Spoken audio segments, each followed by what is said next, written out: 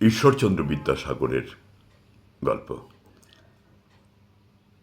কোনো একটি ব্যাপারে বিদ্যাসাগর মহাশয়ের একটু দুশ্চিন্তার মধ্যে ছিলেন। তিনি পাইচারি করছেন ঘরে আর ভাবছেন কিছু একটা।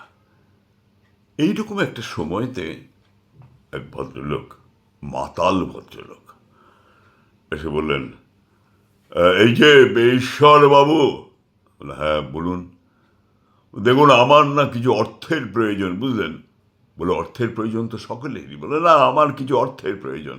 আপনি যদি আমায় কিছু অর্থ দান করেন আমি কৃতজ্ঞ থাকি। বলে, না। কেন? না না না, আমি কোনো মাতালকে টাকা দিই না। বলেন কি? মাইকেল মধুসূদন দত্ত, তাকে তো আপনি হরদম টাকা পাঠাচ্ছেন। সে বেলায় বললো, হে এসো এসো, হ্যাঁ বলুন, এইখানে এসো, এইখানটা। মাইকেল মধুসূদন দত্তের মতো অমন একটা মেঘনাদ বধ কাব্য লিখে আমার সামনে নিয়ে এসো, আমি তোমাকেও অর্থ দান করব। কি বুঝেছ তো? হ্যাঁ,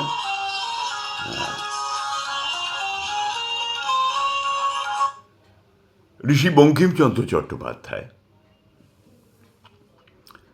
ডেপুটি ম্যাজিস্ট্রেটের ভাইবা পরীক্ষা দিতে যাবেন, গেছেন।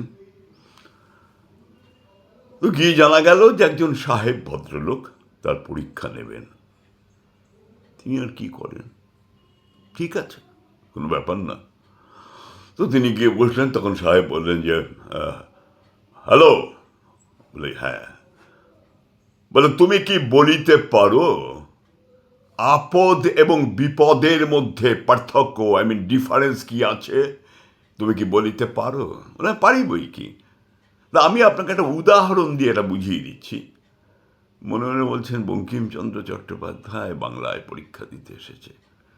কি বলিতেছ? না, বলছি আমি একদিন স্টিমারে করে পদ্মা নদীর ওপর দিয়ে আসছিলাম, তখন প্রচণ্ড ঝড় হলো।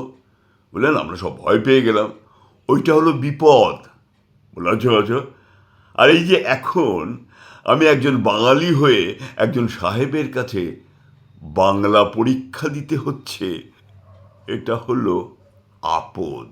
বুঝেছেন? হ্যাঁ বুঝেছেন? হ্যাঁ বুঝেছি বুঝেছি বুঝেছি।